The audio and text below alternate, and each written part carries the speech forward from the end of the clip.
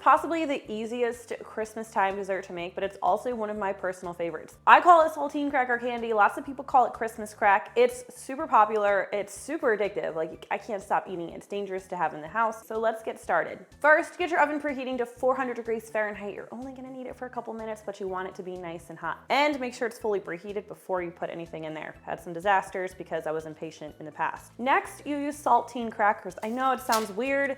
You know, aren't those just those things you eat when you're sick or, you know, crumble in your soup? No, they make the perfectly salted base for your saltine cracker candy, a Christmas crack. Quick note, I jumped in a little fast, but we're going to be baking this on a rimmed baking sheet, like, you know, standard cookie sheet. You can see I have lined it with foil, and I also went ahead and greased it with a little bit of salted butter. Greasing it is important, otherwise it's going to stick and you're going to be like peeling foil off the back of all of your candy. It's just a pain. So this is a little more than a sleeve of crackers, and I'm just going to place them in a nice even row. I always do salted side up. It seems important to me. And if your crackers don't fit neatly at the end, you can just break them to make them fit. I shared a video of this recipe years and years ago, but I made a couple small tweaks to make it a little more foolproof, so I wanted to refilm it.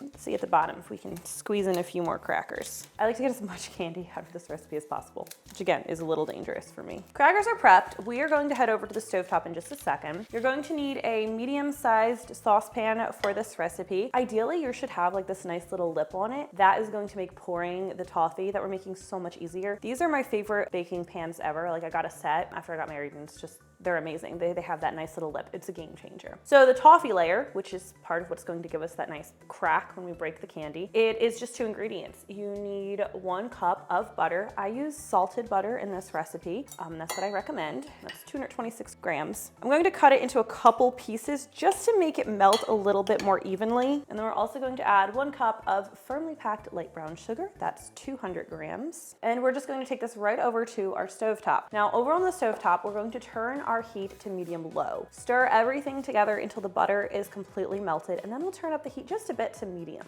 We're just going to stir this occasionally to prevent any burning. We're going to cook it until it comes to a boil. Let that come to a full rolling boil, and we're going to boil it for 3 minutes. That's 3 full minutes. Now, I really don't recommend doing a lot of stirring once it's boiling. If you have to, though, if you notice a little bit too much browning happening, go ahead and stir it. Just stir occasionally. You don't want to stir too much. All right, once you hit that 3-minute mark, we're going to immediately pour this evenly over the crackers. Ooh, it's so bubbly and golden. Don't leave any of that behind. And we are going to spread this in a nice even layer. It's okay if the crackers start to float a little bit or stick.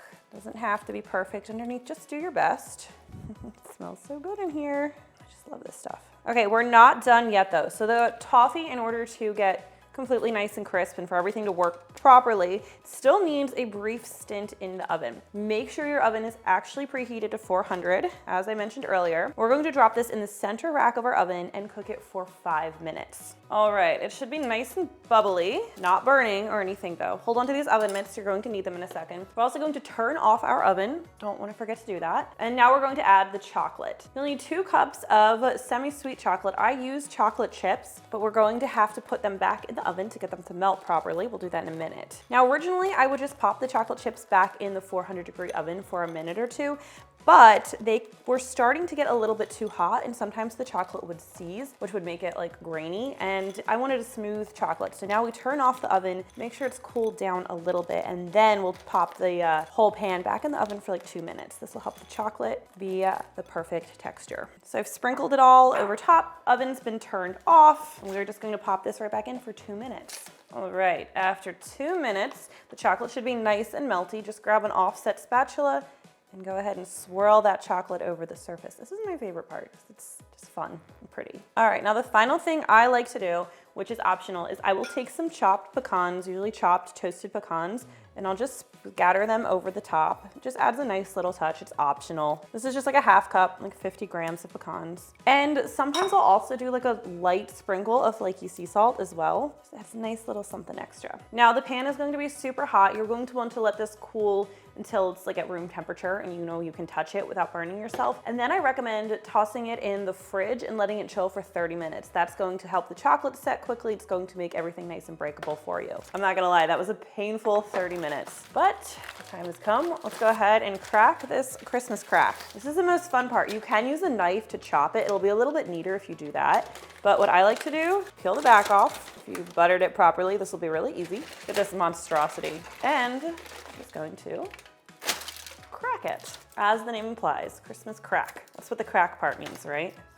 I just want you to get a good look at this. Like, I like it breaking messy. Like I said, you could kind of chop it into squares if you want, but I don't know, something about like the messiness of it is very appealing to me. Like, you never know what size fragment you're going to get. Thank you so much for watching. Let me know if this video was helpful. I really do always love hearing from you.